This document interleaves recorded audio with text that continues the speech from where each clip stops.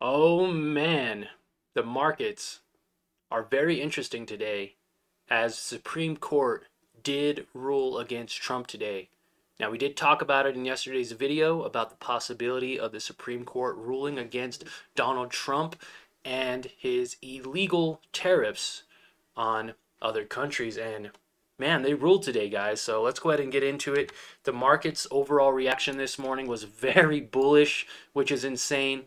But one day of an overreaction does not account for what is about to happen. We're talking about lawsuits against the United States government. We're talking about having to pay back over $150 billion and potential tariff refunds, the mess that the refunds it's going to take to pay it back, it's going to be a huge mess. Supreme Court of the United States has officially ruled that President Trump's tariffs are illegal in a 6-3 ruling. The US now faces $150 billion in potential tariffs needed to be refunded. This is insane, right? Here's another image, breaking news, Supreme Court rules against Trump. Not only that, guys, okay, the overall reaction of QQQ pushed up from lows of 5.99 to highs of 6.10 today, and now beginning to sell off, now below the moving average, right? Bitcoin also facing a little bit of selling pressure as well. Highs of 67,900, now down to 67,000, and trying to find some sort of support here in this early morning still for the overall market. Now, why is this important? Well, Supreme Court has been kicking this ruling down the road. It's been kind of putting it back, pushing it off for quite some time as far as Trump's tariffs go. Now, finally, officially getting a ruling on it. It's crazy. It's crazy to see President Trump reporting, saying the Supreme Court's ruling on tariffs is a disgrace, but that doesn't really help anything.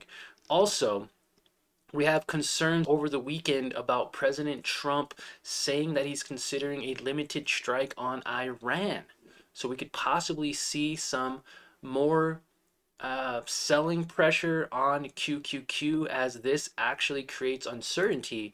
And of course, we all know the market hates uncertainty when there are, concerns about war, potentially having to pay back over $150 billion in tariffs.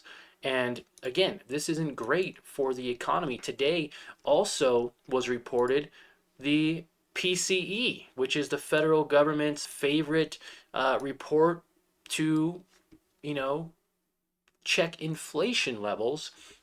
And inflation came in hotter than expected year over year at 2.9% versus 2.8%, and core PCE year over year 3% versus 2.9%. So it's slightly higher, making this more of a bearish sentiment for the market.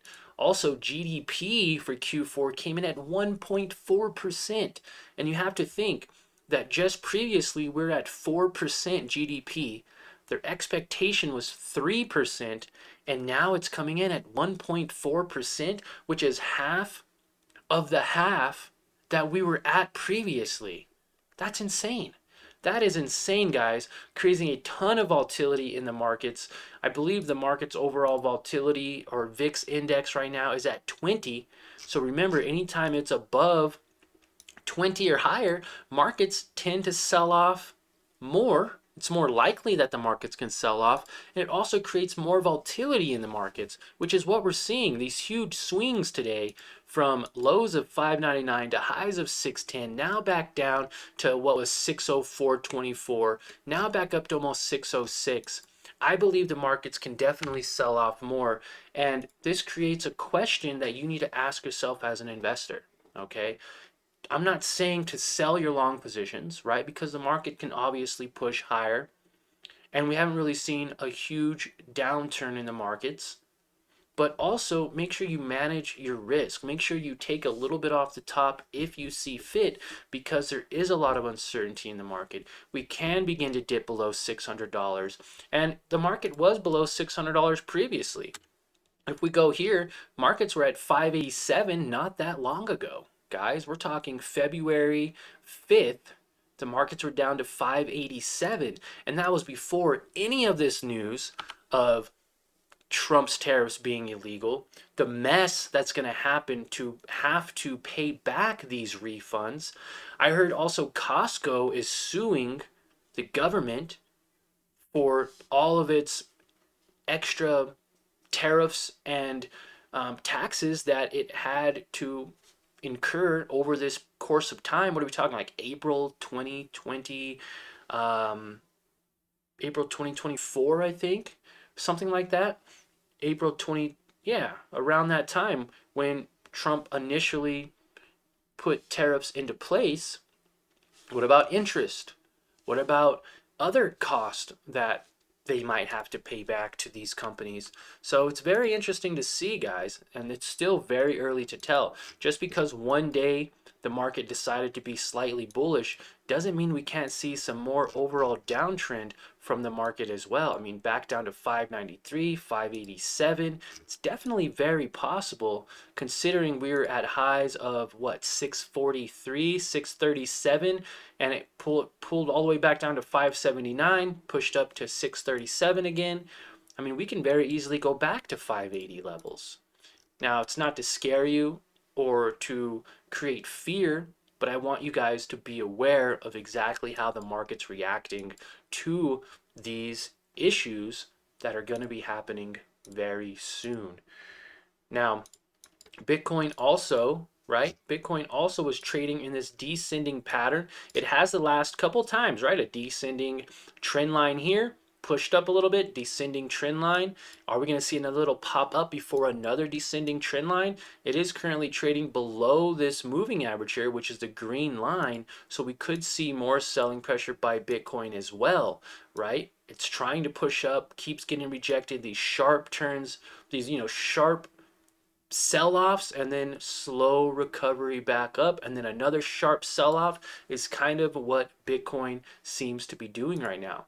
MSTR also selling off for the first time today, pushing from lows of 127 pre-market to highs of 136, now coming back down, sitting at around 131. We do have an MSTZ position that we are shorting Bitcoin, right? I do see that this can potentially push back up to even $14 levels, where this red resistance line is, potentially 14.50, maybe even $15 once the markets kind of figure out the direction that they're taking. But I do believe the markets can sell off more. I do believe all this information with the GDP being at a low of 1.2, which is going to slow our government and economic growth, showing that it's slowing. We also have Trump and his illegal tariffs and how they're going to pay back money. And also inflation is slightly higher than it was before. So there's a lot that the market needs to prove, and a lot that we still need to digest, or the market needs to digest overall. So I hope you guys enjoyed this recap of the overall market news. Hope you guys enjoy your weekend. At the very least, I hope I can get from you is a thumbs up. So definitely go down and smash the like button and consider subscribing to the channel. Also, if you missed today's live stream, you can actually go back and watch it. I trade every morning at market open with our LTE team. And if you want to be a part of that, it's the first link in the description. It's 100% free lifetime access. So definitely get in now while you can. And I will see you all for this week's Sunday Stock Talk at 6 p.m. Mountain Standard Time. So definitely show up. We will be doing a giveaway that day. I'm not sure exactly what we're going to be giving away just yet, but we will be doing a giveaway if we hit double digits on the live stream viewer count. So thank you again for your time. Hope you guys have a great weekend and enjoy the rest of your Friday. Later, team.